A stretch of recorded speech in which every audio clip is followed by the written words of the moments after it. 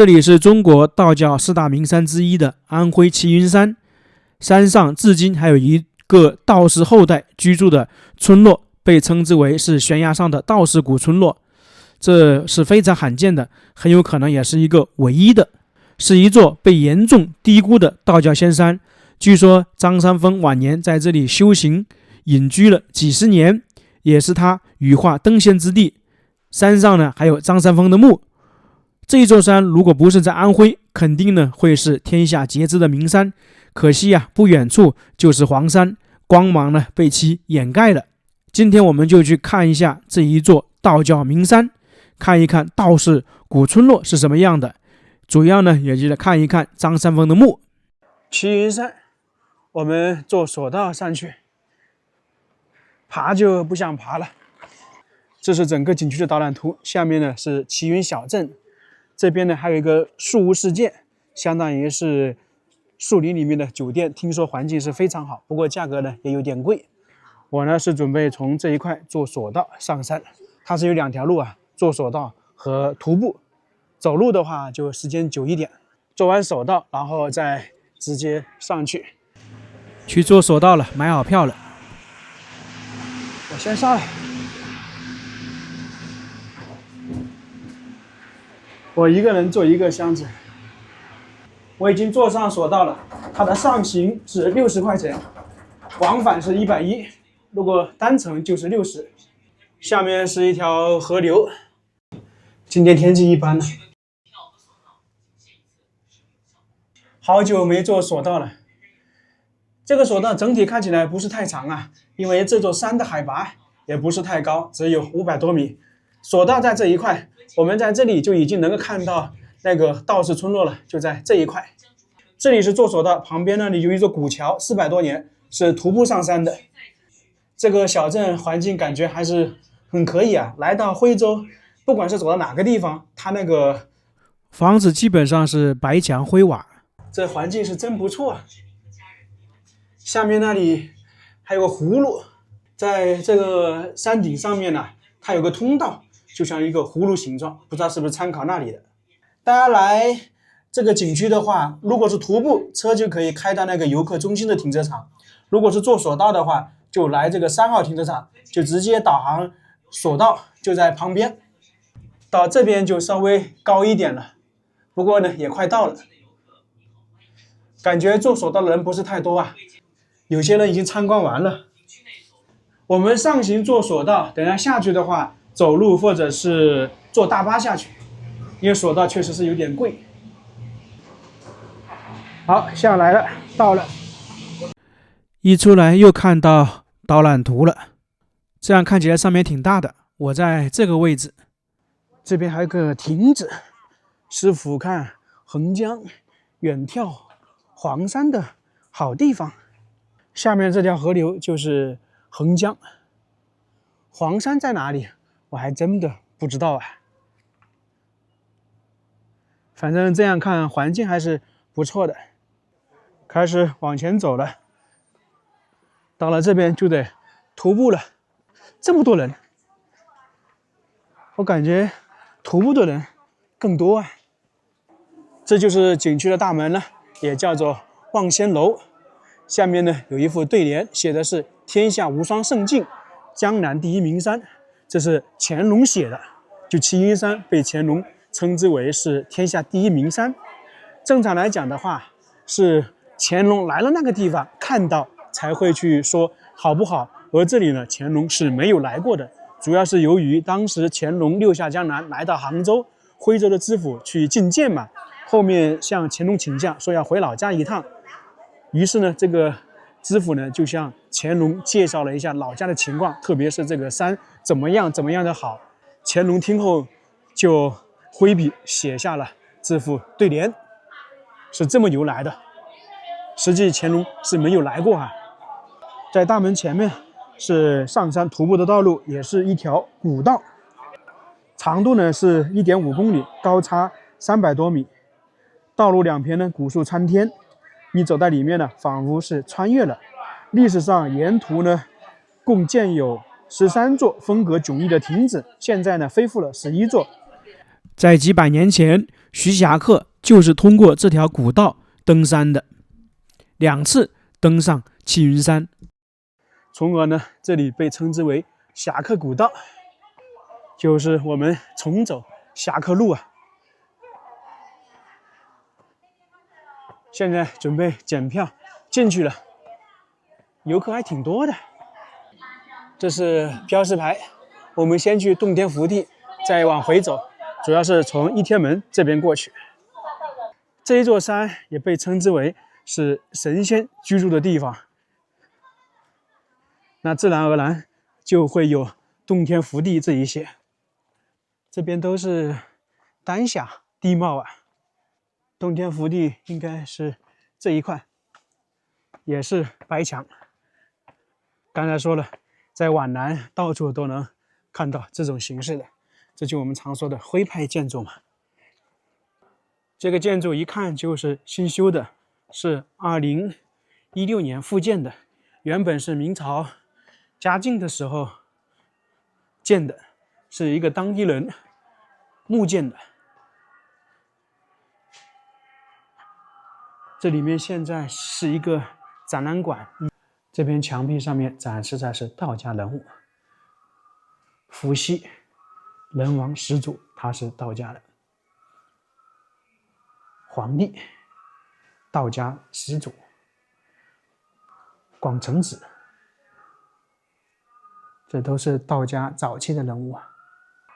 这个人大家非常熟悉了，张道陵，张良的8世孙，被道教称之为主天师，也就是说天师是从他那个时候开始说的。这里还有一幅壁画，展示的是明代大旅行家徐霞客来到齐云山游玩，有据可查的至少是有2次。第一次呢是公元1616年正月份，当时徐霞客刚刚游完浙江的天台山和雁荡山，后面来到了徽州，先是爬了黄山，最后呢是来到了这个齐云山。后面呢，徐霞客冬天呢又来到这里，并且在山上还住了1个晚上，当时是下着大雪。齐云山之行给他留下了深刻的印象，后面写了游白月日记。这边还有一些其他的塑像，这应该是真武大帝。在武当山的金顶有一个真武大帝的像，已经有600-700年的历史了，大家有兴趣的话可以去看一看。这一块的建筑群里面现在比较空，我们就简单的看了一下出来。现在继续往前走，不用原路返回啊，这边也有一条道路去齐云山的核心区，也就是那个道士村落。这座山难度应该不是太高，本身它海拔就500多米，比黄山低多了。如果要爬黄山的话，我是不会上去的。我现在其实看到山都有点害怕。我们现在走的这条道路肯定是成为景区之后新修的，原本这个山上应该是没有这么好走的，很有可能是旁边这样的石头，或者是说道路比较窄一点。不过看情况的话，原本这里应该是有栏杆的，这些应该是老的建筑了。这里以前叫做永乐古道，叫永乐古道可能就是为了纪念永乐皇帝吧，毕竟呢他是比较信奉道教的。你像他还大修了武当，在这边不光有永乐古道，还有正德古道，就是明朝皇帝的年号啊。明朝很多皇帝啊都是信奉道教的。这一块比较特殊啊，我们可以看到前方还有一些精美的雕刻，这应该以前是一个牌坊，或者我们称之为山门一类的。因为这里啊是齐云山开山鼻祖待过的地方，在唐朝公元760年的时候，山东人龚希霞在此隐居。这些建筑是明朝兴建的，这是狮子，上面还有，不过有点看不清了。这里以前应该是有房子，是一座大殿，我们现在看到的遗址是属于明朝留下来的，在唐朝或者宋朝的那个时候，不知道有没有啊？上面也是真武大帝，一般称之为祖师爷。在旁边的墙壁上面有一个巨大的寿字，直径呢是 2.3 米，字体呢浑圆饱满。据说这个字是慈禧太后亲自写的，当然它不是来这里写的，而是在朝中一位徽州老臣他珍藏，后面告老还乡之后，来到齐云山还愿时，让人呢把这个字刻在这个崖壁上面，寓意呢是皇恩浩荡，鸿鹄齐天。那在这个字的下面看到颜色有点不一样，脱落了，那是有这样一种说法，摸这个寿字跳得越高，就是说对你越好。于是呢，基本上有很多游客来这里摸一下，慢慢的就把下面那颜色摸掉了。这墙壁上有很多文字，看看什么时候写的。整个齐云山留下了非常多的摩崖石刻，大批量的还在前方一点点。在这边还有一个很好的观景台，可以看一下悬崖村落，就在这一块。这看得非常明显了，不过只能看到一部分，要看全景的话还得去上面走一走。前方就是一道分界线，也是叫做一天门，从这里过去，在这里的说法是进入到神仙世界。在道家呢，一般是设有3道天门，这里呢是第1道，是天然的，并不是人工开凿的。在上面还看到很多摩崖石刻，整个齐云山的摩崖石刻呢是全国重点文物保护单位，它有537处，主要呢是集中在这一块到前面一点点，大多是明清时期的，当然最早的话可以追溯到北宋，这些都是前方还有。站到这个位置都能看到前方有一点。这边的摩崖石刻特别多，人间天上。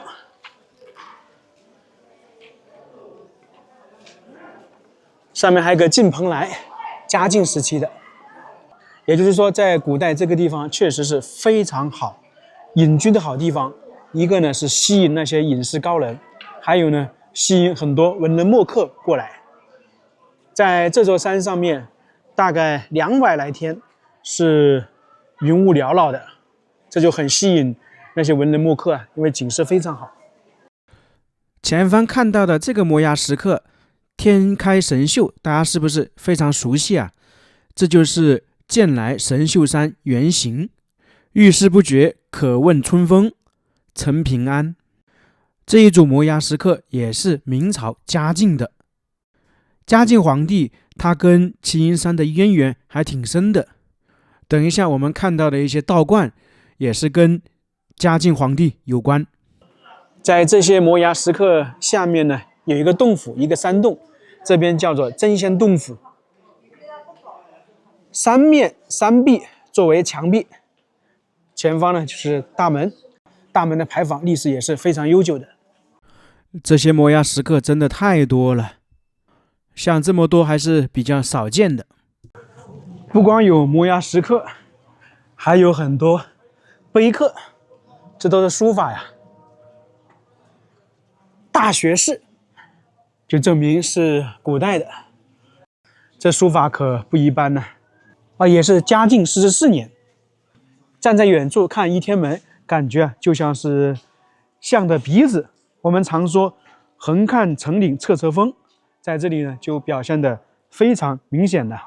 其中空的部分和整个崖体就构成了一头大象，确实是有点像啊，也可以称之为象鼻山。现在就去道士村落看一下。天气稍微有点晴了，如果再透一点，远处就更漂亮。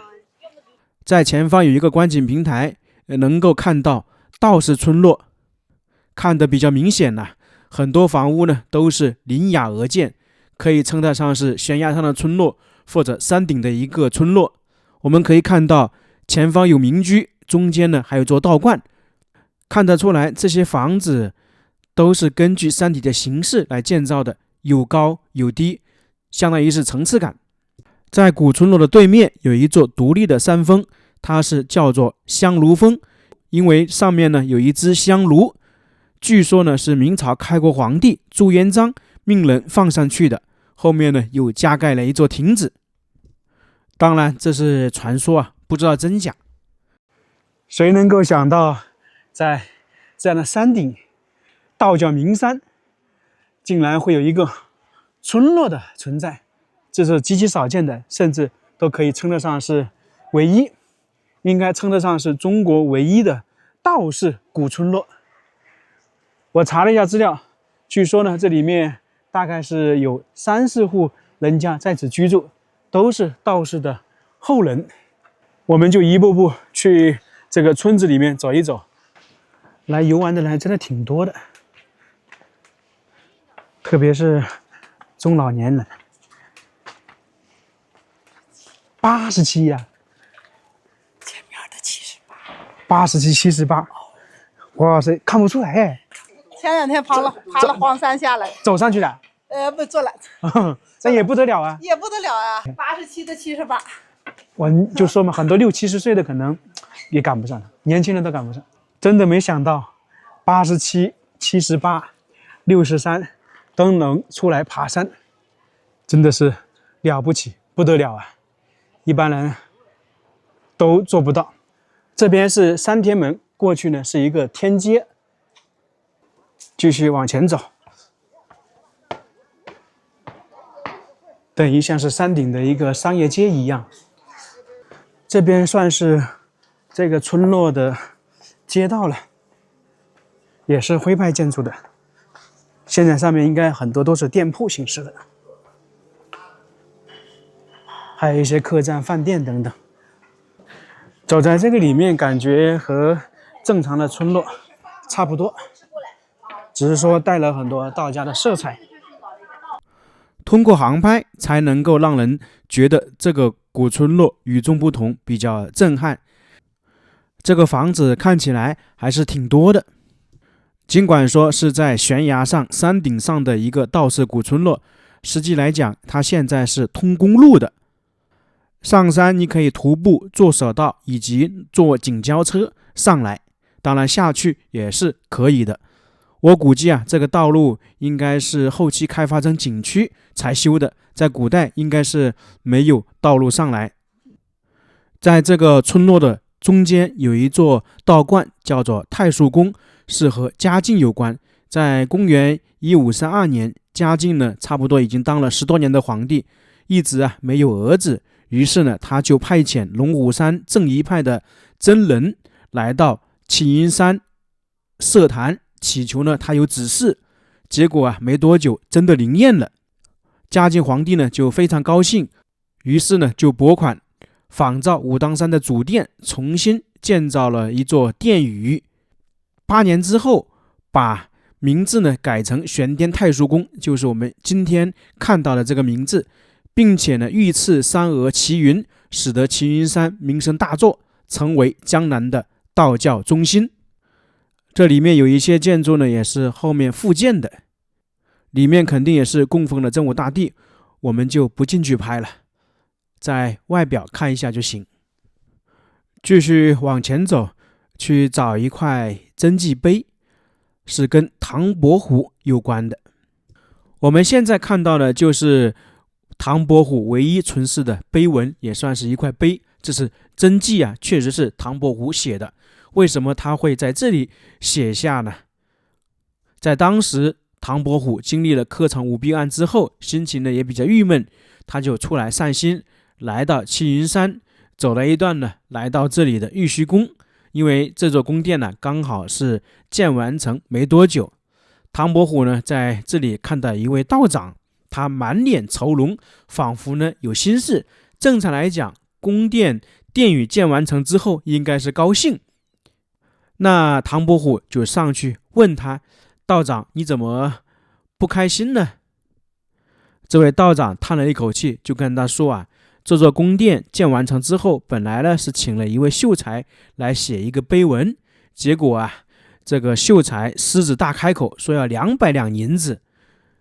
我作为一个修道之人，哪有这么多呢？唐伯虎非常气愤，于是他就跟道长说：“我来帮你写。”这位道长呢，马上就命徒儿准备了纸砚。没多久呢，唐伯虎就写出了一篇《紫霄宫玄帝碑铭》，总共是1028个字。对唐伯虎感兴趣的话，可以来看一看。来到这个齐云山，我们主要目的之一是找一找看一看张三丰的墓。一开始我以为是在齐云山的后半段，结果问了一下工作人员，我们是错过了。张三丰的墓是在起点没多远，现在我们得往回走去看一看。终于找到了，就在前方一点点，是我们一开始看到的真仙洞府的后面。关于张三丰的墓，现在传说据说在全国很多地方都有啊。我们前2年在山西的大昂山里面也看到一处说是张三丰的墓，今天又看到一座了，上面就是张三丰的墓。